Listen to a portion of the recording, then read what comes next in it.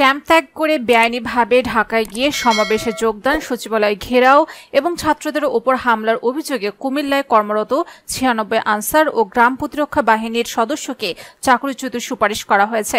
মঙ্গলবার আনসার ও গ্রাম প্রতিরক্ষা বাহিনীর কুমিল্লা রেঞ্জের কমান্ড্যান্ট রাশিদুজ্জামান সাংবাদিকদের বলেন, আন্দোলনকারী আনসার সদস্যরা আমাদের কাছে তাদের দাবি জানিয়েছিলেন। আমরা সেসব দাবি কর্তৃপক্ষের কাছে পাঠিয়েছি। তারপরও অনেকে অতি উৎসাহী হয়ে ঢাকায় সচিবালয় ঘেরাও করেছে।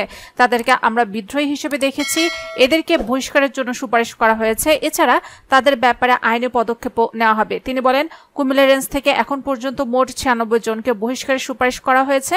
এর মধ্যে কুমিল্লা বিশ্ববিদ্যালয়ে দায়িত্বরত ২২ জন আনসার সদস্য রয়েছে। আনসার একটি শৃঙ্খলা বাহিনী। আমরা নিরাপত্তার কাজ করে থাকি। সেই কাজ না করে রাস্তায় আনসারদের স্লোগান মানায় না। যারা সচিবালয় ঘেরাও করতে গিয়েছেন তারা চুক্তিভিত্তিক নিয়োগে ছিলেন, মূল আনসার নয়। আমাদের তদন্ত চলমান রয়েছে। ৯৬ জন থেকে সংখ্যাটা আরও বাড়তে পারে, কারণ অনেকে ছুটিতে ছিলেন। ছুটিতে থাকা আনসারও যেতে পারে। নিরপরাধ কেউ যেন ক্ষতিগ্রস্ত না হয় সে চেষ্টা করছি, তাই আমাদের তদন্ত এখনো চলমান রয়েছে।